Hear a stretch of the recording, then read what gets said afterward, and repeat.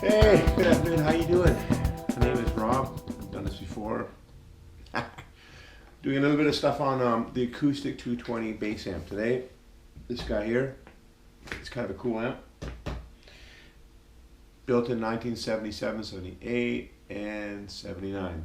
Great bass amp, solid, lots of girth to it, bottom end. Unlike some of the amps of today, which I'm not going to name, not Class D, these amps are built American made and sound big and fat. So you, in the third set, those players that are out there playing, you're not going to have this thin, mid-rangey, high-endy tone that just lacks bottom and can actually cook your breakfast for you. These amps are great. 5-band graphic EQ, boost switch, bright switch, and 200 watts of full American power. I love these guys. Being a player in the 70s, being a young player in the 70s, I love these amps, and I always wanted one, and it took a long time for me to mow lawns and pick berries or whatever it took to get the money to buy one of these guys. One of the first ones I had my eye on was a 220. The 220 was the middle line of the Acoustic Corporation bass amps. It came with a 2x15 40 cabinet. Sounded amazing.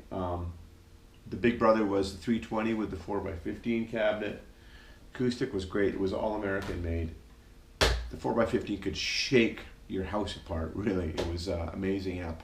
Obviously came from the brother of the 370 series with the 320 bottom with the 18-inch Electro Voice driver, which was a kicking one. I actually had that unit later with the 220, and it really kicked butt.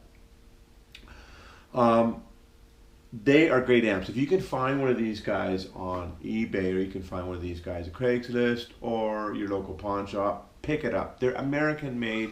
They're really easy to fix if something goes wrong, and they are solid as a rock. I'm telling you about these old bass amps because with a bit of love and a little bit of care, these guys will never let you down. They are solid as a rock, and most guys that are out there, older techs, know how to deal with these guys and can fix them up so they run unbelievable for you. The 220 obviously is a 5-band graph. Put on the Music Man bass here, which I'm a big Stingray guy, so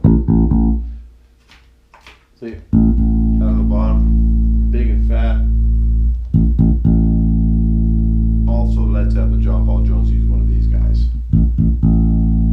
So you can hear that big fat tone.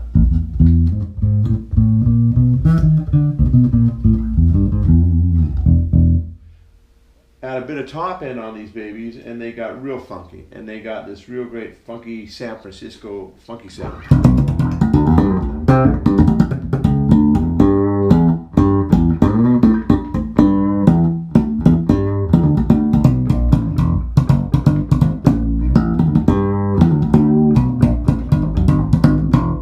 So they were big and fat and funky.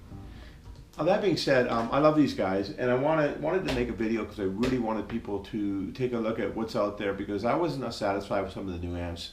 As bright and as mid-range as they are, they lack the bottom. I used to love the bottom, and that's what these great records, LPs, are on their way back. They all had this big fat sound on the bottom end. Everybody had their placement. Kick drum had a placement, guitar had a placement, bass guitar had a placement, and it sounds great.